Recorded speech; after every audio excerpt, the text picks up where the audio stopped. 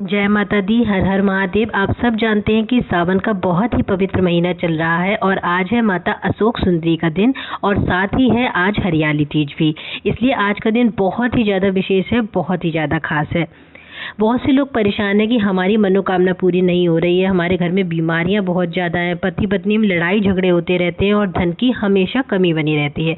तो ये वीडियो आपके लिए ही है, क्योंकि आज की वीडियो में मैं आपको ऐसे 4 उपाय बताऊंगी जिनको आज के दिन करने से आपकी ये सारी प्रॉब्लम्स खत्म हो जाएंगी। चलिए सबसे पहले बात करते हैं अपने पहले उपाय की, जो कि बीमारियों के लिए है।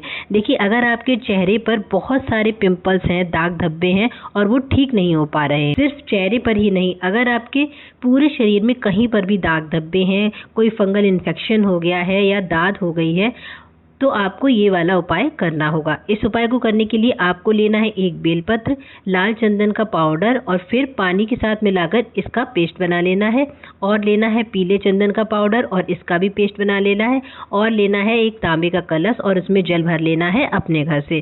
फिर क्या करना है, फिर आपको ये चारों चीज़ें, बेलपत्र, लाल चंदन के पाउडर का पेस्ट, पीले चंदन के पाउडर का पेस्ट और तांबे के लोटे का जल लेकर जाना है शिव मंदिर और शिव जी के पास बैठना है। और फिर बेलपत्र की जो बड़ी वाली पत्ती है उस पर आपको लाल चंदन का जो पेस्ट बनाया था ना, उससे लेपन करना है, और जो बेलपत्र की दोनों छोटी वाली पत्तियां हैं उन पर पीले चंदन से लेपन कर देना है। इसके बाद आपको इस सजी हुई बेलपत्र को माता अशोक सुंदरी वाले स्थान पर समर्पित करना है। देखिए, जब आप माता अशोक सुंदरी वाले स्थान पर लाल और पीले चंदन वाली ये बेलपत्र समर्पित करोगे तो ध्यान रखना कि बेलपत्र की जिस साइड पर आपने चंदन लगाया है वो साइड शिवलिंग की तरफ रहेगा। मतलब जो चंदन से लेपन वाला साइड है ना, वो शिवलिंग को टच करता हुआ होना चाहिए, यानी बेलपत्र को उल्टा समर्पित करना है श्री शिवाय नमस्तुभ्यम का स्मरण करते हुए। एक बात और ध्यान रखना कि बेलपत्र की जो डंडी है वो रहेगी जलाधारी की तरफ और जो पत्तियां हैं वो रहेंगी शिवलिंग की तरफ। इसके बाद आपको माता अशोक सुंदरी से प्रार्थना करनी है कि हमारे शरीर पर या फिर हमारे फेस पर बहुत सारे दाग धब्बे हैं, बहुत सारे पिंपल्स हैं, ये ठीक नहीं हो रहे हैं, आप अपनी कृपा करिए और इन दाग धब्बों और पिंपल्स को ठीक कर दीजिए।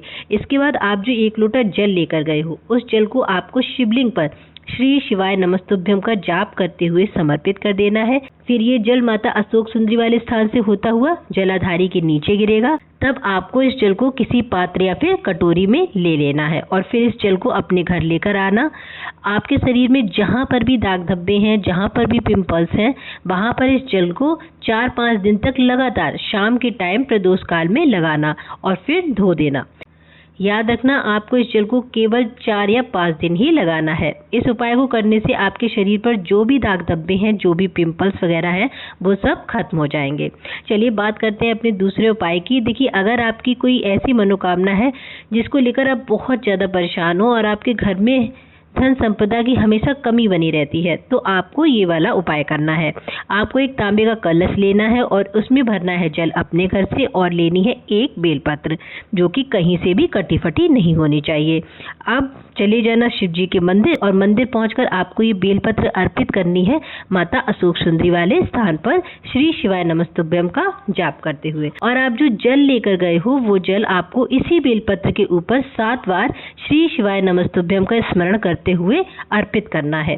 ध्यान रखना, लोटे का पूरा जल आपको इस बेलपत्र के ऊपर ही नहीं चढ़ा देना है, थोड़ा सा जल बचाना भी है। अब आपकी जो भी मनोकामना है या फिर आपके घर में जिस भी चीज की कमी है, धन की कमी है या फिर कोई और कमी है, उसी कमी का स्मरण करते हुए आपको ये जल शिवलिंग पर 3 बार समर्पित कर देना है। समझ में आ गई ना बात? जो जल 7 बार चढ़ाने के बाद आपके लोटे में बचा हुआ है, वही जल आपको 3 बार शिवलिंग पर समर्पित करना है। इस उपाय को जरूर करके देखना, आपकी जो भी समस्याएं हैं, जो भी परेशानियां हैं, सब धीरे धीरे खत्म हो जाएंगी।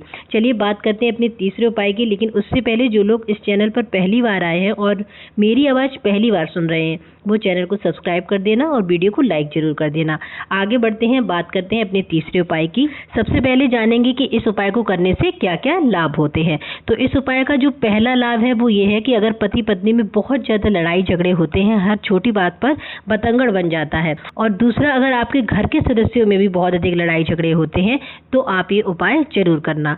इस उपाय को करने के लिए आपको लेनी है 2 बेलपत्र जो कि कहीं से भी कटी फटी ना हो, और लेना है 2 लोटा जल। कोई भी लोटे ले लेना, पीतल के, तांबे के या कोई भी, ठीक है। और ये दोनों बेलपत्र और दोनों लोटों का जल लेकर आपको जाना है शिव मंदिर, शिवलिंग के पास बैठना और फेस रखना उत्तर दिशा में। अब आप जो 2 बेलपत्र लेकर गए हैं उनमें से एक बेलपत्र आपको समर्पित करना है माता अशोक सुंदरी वाले स्थान पर श्री शिवाय नमस्तुभ्यम का जाप करते हुए। ध्यान रखना, बेलपत्र की जो डंडी है वो जलाधारी पर लटकती हुई होनी चाहिए, और जो दूसरा बेलपत्र है वो आपको समर्पित करना है शिवलिंग के ऊपर, जिसकी डंडी होगी माता अशोक सुंदरी की तरफ और पत्तियां होंगी आपकी तरफ। अब आप जो 2 लोटा जल लेकर गए हो उन दोनों लोटों का जल आपको एक साथ माता अशोक सुंदरी वाले स्थान पर बेलपत्र के ऊपर समर्पित करना है। एक बात का विशेष ध्यान रखना कि जल चढ़ाते समय जो जल की धार है वो टूटनी नहीं चाहिए। थोड़ा सा जल माता अशोक सुंदरी पर चढ़ाने के बाद यही जल आपको फिर शिवलिंग पर अर्पित करना है। फिर से ये बात ध्यान रखना कि जल की धार नहीं टूटने देनी है। इस उपाय को करके जरूर देखना, आपके घर में जो भी लड़ाइयाँ और झगड़े होते हैं ना, वो जड़ से ही खत्म हो जाएंगे। अब बात करते हैं अपने अगले उपाय की।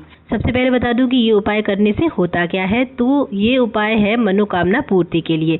इसको करने से आपकी जो भी मनोकामना है वो बहुत जल्द पूर्ण हो जाएगी। इस उपाय के लिए आपको कोई सामग्री नहीं लेनी है, आपको बस चले जाना है शिव मंदिर, और जब आप मंदिर पहुंचोगे तो वहां आप देखोगे कि बहुत सारे लोग जल चढ़ा रहे होंगे। तो आपको क्या करना है, आपको अपना सीधा हाथ जलाधारी पर माता अशोक सुंदरी वाले स्थान पर लगाना है और आपकी जो भी मनोकामना है वो बोल देनी है। फिर जो जलाधारी से जल बहता हुआ आ रहा होगा ना, वो आपके हाथ में लग जाएगा। फिर उस जल को आपको अपनी दोनों आंखों पर लगा लेना है और फिर अपने घर चले जाना है। आपकी जो भी विश है, जो भी मनोकामना है, वो जरूर पूर्ण होगी। आज की वीडियो में इतना ही। अगर आपको वीडियो में दी गई जानकारी अच्छी लगी हो तो चैनल को सब्सक्राइब कर देना और वीडियो को लाइक करना बिल्कुल मत भूलना। हर हर महादेव।